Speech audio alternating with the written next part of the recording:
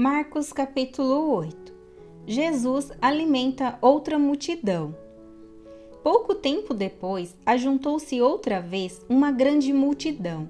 Como eles não tinham nada para comer, Jesus chamou os discípulos e disse: Estou com pena dessa gente, porque já faz 3 dias que eles estão comigo e não têm nada para comer. Se eu os mandar para casa com fome, eles vão cair de fraqueza pelo caminho, pois alguns vieram de longe. Os discípulos perguntaram: Como vamos encontrar neste lugar deserto comida que dê para toda essa gente? Quantos pães vocês têm? Perguntou Jesus. 7, responderam eles. Aí Jesus mandou o povo sentar-se no chão. Depois pegou os 7 pães e deu graças a Deus. Então os partiu e os entregou aos discípulos, e eles os distribuíram ao povo. Eles tinham também alguns peixinhos. Jesus deu graças a Deus por eles e mandou que os discípulos os distribuíssem. Todos comeram e ficaram satisfeitos. E os discípulos ainda encheram 7 cestos com os pedaços que sobraram. As pessoas que comeram eram mais ou menos 4.000. Jesus mandou o povo embora e, logo depois, subiu no barco com os seus discípulos e foi para a região de Dalmanuta. Os fariseus pedem um milagre. Alguns fariseus chegaram e começaram a falar com Jesus.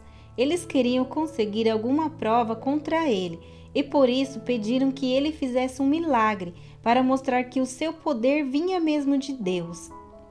Jesus deu um grande suspiro e disse: Por que as pessoas de hoje pedem um milagre? Eu afirmo a vocês que isto é verdade. Nenhum milagre será feito para estas pessoas. Então Jesus foi embora. Ele subiu no barco e voltou para o lado leste do lago. O fermento dos fariseus e o fermento de Herodes. Os discípulos haviam esquecido de levar pão e só tinham um pão no barco. Jesus chamou a atenção deles, dizendo: Fiquem alertas e tomem cuidado com o fermento dos fariseus e com o fermento de Herodes. Aí os discípulos começaram a dizer uns aos outros: Ele está dizendo isso porque não temos pão. Jesus ouviu o que eles estavam dizendo e perguntou: Por que vocês estão discutindo por não terem pão? Vocês não sabem e não entendem o que eu disse? Porque são tão duros para entender as coisas. Vocês têm olhos e não enxergam, têm ouvidos e não escutam. Não lembram dos 5 pães que eu parti para 5.000 pessoas? Quantos cestos cheios de pedaços vocês recolheram? Eles responderam: 12. Jesus perguntou outra vez: E quando eu parti os 7 pães para 4.000 pessoas, quantos cestos cheios de pedaços vocês recolheram? Eles responderam: 7. Então Jesus perguntou: Será que vocês ainda não entenderam? Jesus e o cego de Betsaída. Depois Jesus e os discípulos chegaram ao povoado de Betsaída. Algumas pessoas trouxeram um cego e pediram a Jesus que tocasse nele. Ele pegou o cego pela mão e o levou para fora do povoado.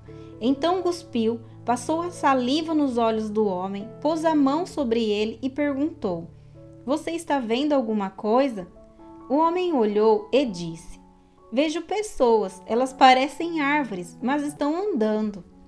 Jesus pôs outra vez a mão sobre os olhos dele. Dessa vez o cego olhou firme e ficou curado. Aí começou a ver tudo muito bem. Em seguida, Jesus mandou o homem para casa e ordenou: Não volte para o povoado. A afirmação de Pedro. Depois Jesus e os seus discípulos foram para os povoados, que ficam perto de Cesareia de Filipe. No caminho, ele lhes perguntou: Quem o povo disse que eu sou? Os discípulos responderam: Alguns dizem que o Senhor é João Batista, outros que é Elias e outros que é um dos profetas.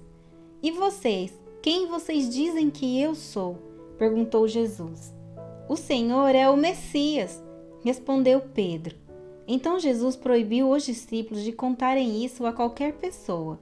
Jesus fala da sua morte e da sua ressurreição. Jesus começou a ensinar os discípulos dizendo: o Filho do Homem terá de sofrer muito.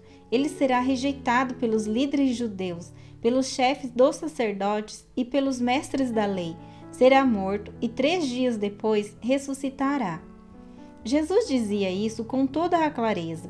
Então Pedro o levou para um lado e começou a repreendê-lo. Jesus virou-se, olhou para os discípulos e repreendeu Pedro, dizendo: Saia da minha frente, Satanás. Você está pensando como um ser humano pensa e não como Deus pensa. Aí Jesus chamou a multidão e os discípulos e disse: Se alguém quer ser meu seguidor, que esqueça os seus próprios interesses, esteja pronto para morrer como eu vou morrer e me acompanhe. Pois quem põe os seus próprios interesses em primeiro lugar nunca terá a vida verdadeira. Mas quem esquece a si mesmo por minha causa e por causa do Evangelho terá a vida verdadeira. O que adianta alguém ganhar o mundo inteiro, mas perder a vida verdadeira? Pois não há nada que poderá pagar para ter de volta essa vida. Portanto, se nesta época de incredulidade e maldade alguém tiver vergonha de mim e dos meus ensinamentos, então o Filho do Homem, quando vier na glória do seu Pai com os santos anjos, também terá vergonha dessa pessoa.